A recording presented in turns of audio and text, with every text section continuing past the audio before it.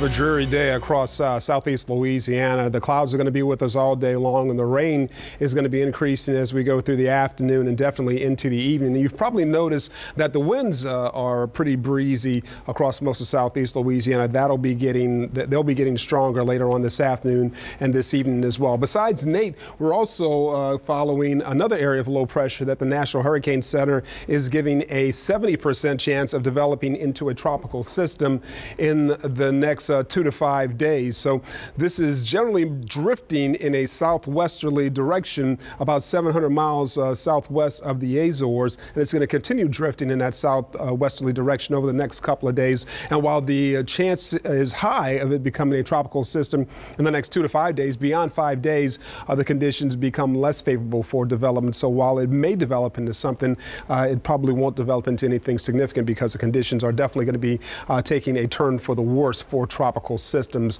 out in the Atlantic. Now over to Nate. Well, there it is here in the Gulf of Mexico, moving very swiftly at 26 miles per hour in that northwesterly direction. It's going to be here before we know it. And as you can see, it's a pretty tight system. National Hurricane Center in the last update was talking about how much more organized it was looking than it has for the last several hours. You can see the convection around this storm, especially the northern half of the storm, is really incredible. The wind's at 90 miles per hour right now, and that's a lot stronger than it was expected to be at this time. And it's expected to make landfall as a Category 2 hurricane now instead of a Category 1. So if you're just joining us and wondering what happened, well, you know, this storm made its way through the Yucatan Channel very swiftly at 22 miles per hour. So it had very little interaction with land. It pretty much stayed over water, and when it got to the Gulf of Mexico, as you can see, it just kind of blew up, kind of went down, and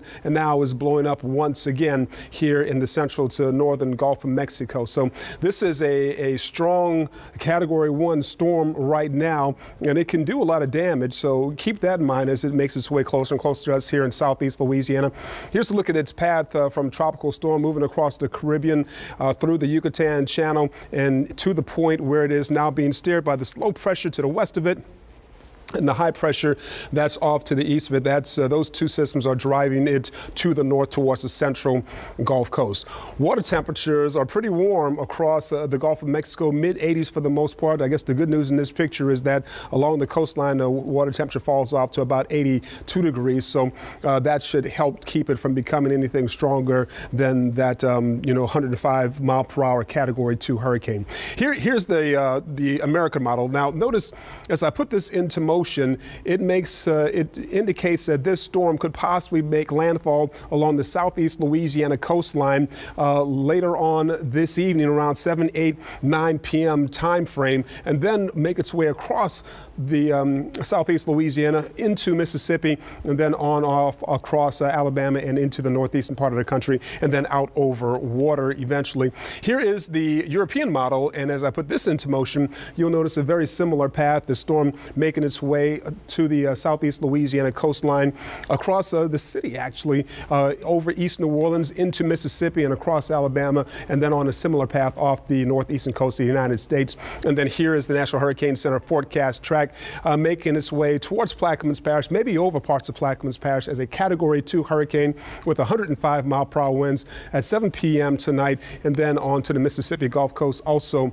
as a Category 2 hurricane, which is with the 105 mile per hour winds, and then eventually off the northeastern corner of the country. Here's a look at the current radar picture, and while most of us are nice and dry right now, we do have this rainfall, this rain band that's making its way across Port Fourchon, Grand Isle, and into Port Sulphur right now.